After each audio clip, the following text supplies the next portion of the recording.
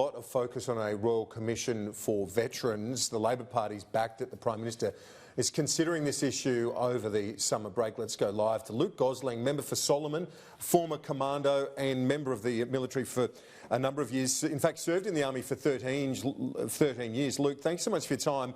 Explain to us why Labor and you personally back a Royal Commission. Quite simply, Kieran, because it's needed. We've had inquiries, recent inquiries. There's been some good recommendations come out of those that are being implemented, but they haven't looked at the whole continuum of veterans' care through when someone joins up, through their service, and in that important transition phase back into society, which is where we're seeing the majority of these suicides occurring. Now, there's many reasons for that, but the reality is we haven't got all the answers, and when you've got 10 times the suicides that we've had during all those years of operations in Afghanistan, it's pretty clear that we've got a problem that needs a holistic view. Let the sunlight in. Let's get some good recommendations to get things back on track. I've noticed in some op-eds you've written that you've said it's become a hyper bipartisan issue. From my understanding, it's not really a bipartisan issue at the moment. It doesn't seem like the government's actually ruled it out or ruled it in. They're just saying that they're considering it. When you say that, who are you saying is actually being partisan about it?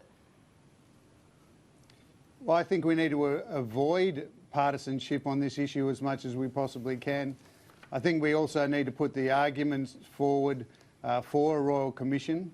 Look, I really hope that the Prime Minister, while he's having a break, considers the wisdom of having a Royal Commission into veteran suicide. It is a national crisis. It's the responsibility of us as parliamentarians to set the right policy frameworks for our nation.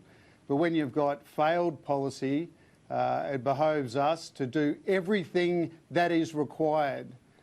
So that's what we're hoping, is that the Prime Minister reflects on all the veterans, the family members who have lost their sons and daughters to suicide, but also the generations of veterans who have suffered, and in many cases needlessly. We haven't had a Royal Commission into veteran suicide. It's probably decades late, to be honest, but now's the time. I'm glad that the Prime Minister is open to discussing it, and we hope that he makes that decision.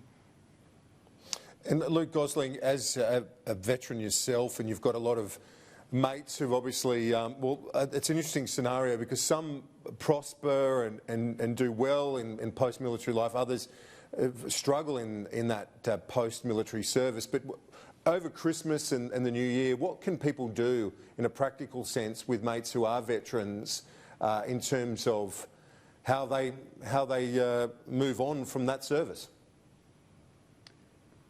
I've been consulting a lot for many years, so I reflect on these issues from my own personal experience. People like Mike Kelly, one of my colleagues, and also the members of the government who have got defence service, many of whom have said that they favour the idea of a Royal Commission.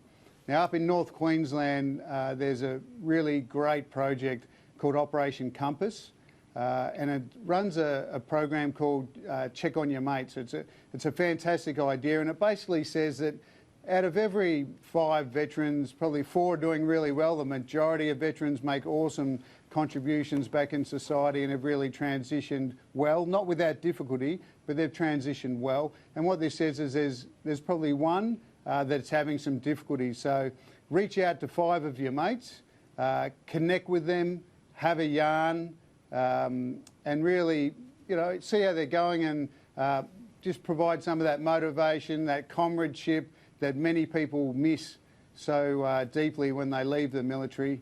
And it's a really good, practical way. Reach out to 5 of your mates, and that way people can feel connected this Christmas time. And I think we need to reflect, though, that there are so many Christmas tables that will have 1 chair missing, whether that be because someone in that family has suicided or whether they're lost in some other way. So I think we need to do all we can. This is of national importance, and I look forward to the Prime Minister returning and hear what he's got to say.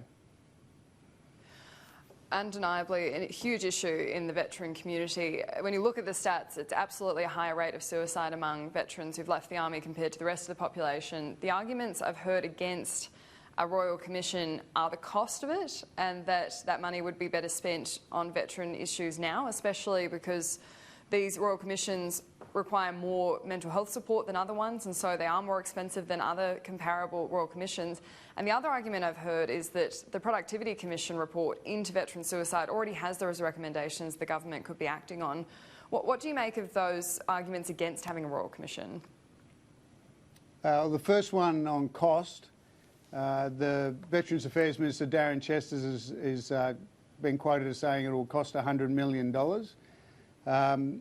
That is really a small price to pay, and it's important to note that those funds don't come out of the Veterans Affairs budget.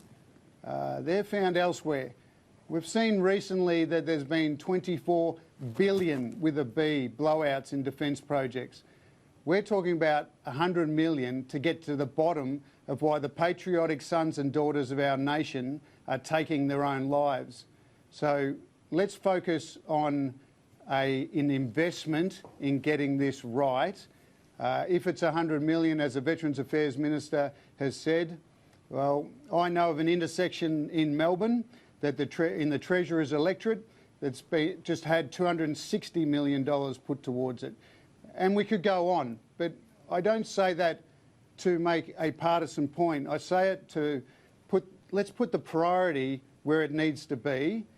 The recommendations need to be resourced, and as you mentioned, Annalise, there's some good recommendations from the Productivity Commission, but only 4 of those went to veteran suicide. There's a couple of good recommendations that are already being implemented, but it's by no means anywhere near the holistic view we need to take about what's happening, what's going wrong, what are the treatments required for those who need treatment, what are the transition pathways that are required to make sure that we have more successful transition back into society, and how do we best use that ex-service community out there. The number of ex-service organisations has ballooned to 6,500, and it doesn't help when the National President of the RSL knocks the idea of a veterans suicide Royal Commission on the head. That doesn't help at all for their reputation. And I can assure him, and I've heard from other RSLs around the country, that they are absolutely in favour of a Royal Commission into this issue, because that is the job of ex-service organisations, is to make sure that government is doing everything they possibly can to make sure that we are supporting our people who have served. Really, a government has no greater task than to look after the men and women that we send away overseas in our name to do difficult jobs. We've got to look after our people better. Labor believes that a Royal Commission is required, and I'm glad that the Prime Minister is actively considering it during his break. Luke Gosling, it's an extremely important issue. Thank you for your time to discuss this. No, thanks for having me, Annalise and Kieran, and have a Merry Christmas.